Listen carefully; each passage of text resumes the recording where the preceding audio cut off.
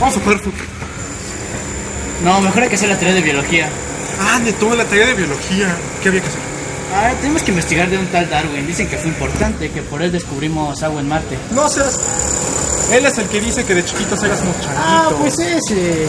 Mira, te voy a enseñar un video mejor. Bueno, vamos. Ven.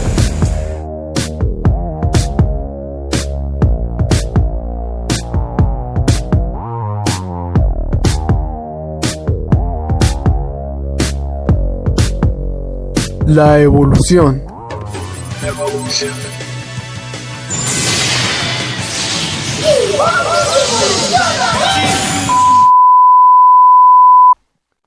¿Por qué evolucionamos? En primera, la evolución se presenta como una respuesta de adaptación de los organismos ante los estímulos del medio, de tal forma que solamente los seres mejor adaptados sobrevivan.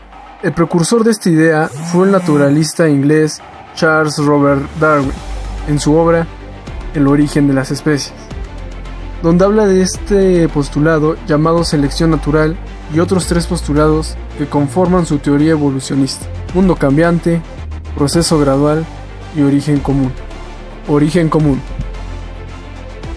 Darwin decía que los organismos similares tienen un antepasado común. Los mamíferos provienen de un ser ancestral, los insectos vienen de un grupo original, etc. Proceso gradual. Pero esto no ocurre mientras ves este video. La evolución se da de manera gradual, es decir, los cambios no son repentinos, sino que hay pequeños y continuos que alteran o modifican a los organismos, haciendo así posible la evolución. Mundo cambiante. Los organismos cambian y entre más tiempo haya, habrá más diferencia. El mundo cambia y hay organismos que se extinguieron. Sin embargo, otros nuevos aparecieron. Pero, como todo buen científico, Darwin tuvo que tomar su inspiración de otros trabajos y observaciones. Para nuestro gran amigo Darwin, la inspiración vino de otro gran naturalista, Jean-Baptiste Lamarck, quien en 1811 decía y afirmaba que las especies se adaptaban a su entorno después de una larga sucesión de tiempo. Tristemente, pocos lo tomaron en cuenta, pero las primeras teorías de la evolución fueron el fijismo. Esta teoría sostenía que las distintas especies de seres vivos no habían cambiado desde su creación, por lo cual no daban a otras. Se puede entender como que estas especies se crean o se destruyen, pero no se transforman. También estas teorías fijistas se basan en la literalidad de la Biblia, es decir, Dios creó a las especies tal y como son ahora. Algunos fijistas son Carl von Linneo y Louis Pasteur. Además, la teoría de Darwin, a diferencia de la de Lamarck, cuenta con pruebas de evidencia real. Existen 5 tipos de pruebas. Primero, paleontológicas. Estas se basan en la reconstrucción de historias evolutivas a partir del estudio de fósiles. Por ejemplo, en fósiles de distintos periodos, los paleontólogos han encontrado que el esqueleto de peces está organizado de manera similar al que sostiene las patas delanteras y traseras de los actuales tetrápodos. Pruebas morfológicas. Estas pruebas se basan en el estudio morfológico comparativo entre fósiles y órganos actuales. Se utiliza la anatomía comparada para identificar las diferencias y semejanzas entre órganos de distintas especies. La anatomía comparada ofrece evidencias estructurales de la evolución de 3 clases: estructura homóloga, estructura análoga y las estructuras vestigiales.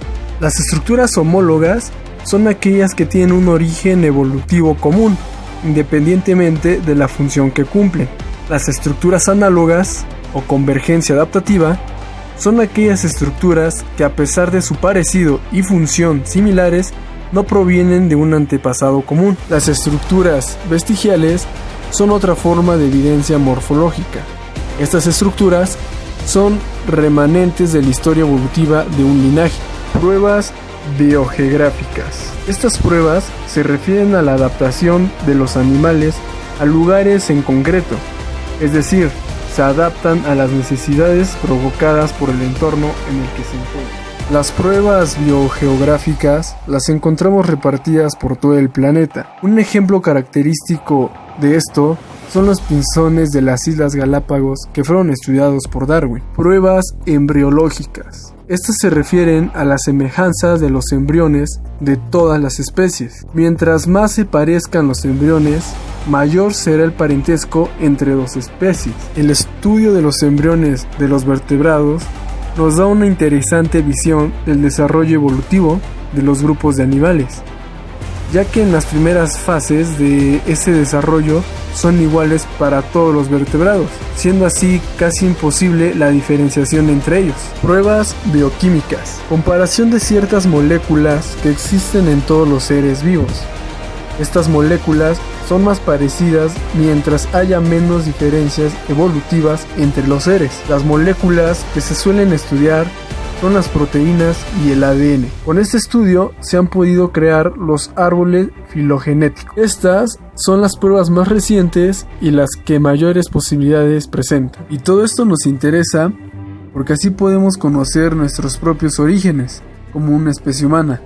En la actualidad se sabe que el 99% del ADN humano es similar al de los simios, y esto ha llevado por mucho tiempo a la búsqueda del ser común, del cual ambas especies surgimos, y aunque sigue sin encontrarse ese eslabón, las muestras óseas han dado mucha información sobre algunos ancestros del hombre. El hombre de hoy en día se encuentra clasificado dentro de la familia de los homínidos, Hominidae. Estos están clasificados en dos géneros, los Australopithecus, que presentan características distintas al hombre actual, y el género Homo, al que pertenecemos los seres humanos. Los Australopithecus fue el primer homínido bípedo, poseía mandíbulas poderosas y molares fuertes, así como también tenía largos miembros y pasaba gran parte de su vida en los árboles. Su tamaño era menor a 1.2 metros, y tiene una antigüedad entre 3 o 4 millones de años.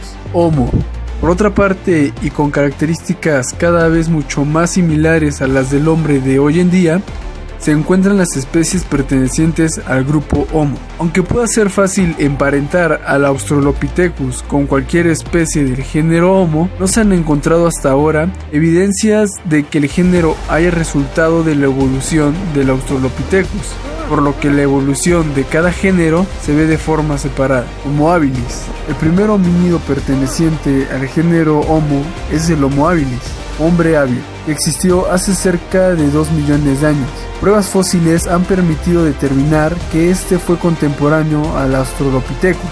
Su nombre se debe a su capacidad para elaboración de herramientas líticas para cortar la carne o los tallos de las raíces con que se alimentaban. Estos ya poseían una postura más erguida que la del Australopithecus. Homo sapiens. Luego del Homo erectus, la evolución daría paso a la aparición del Homo sapiens, quien se encargaría de poblar el mundo, y ellos son los responsables de la perfección de las técnicas para obtener alimentos. Era completamente sociable. Se cree que enterraban a sus muertos, de lo que se deduce un pensamiento filosófico. Y finalmente, como resultado de la adaptación del Homo sapiens al medio, surgiría el Homo sapiens sapiens, quien es el hombre como se conoce en la actualidad, inteligente, hábil y sociable.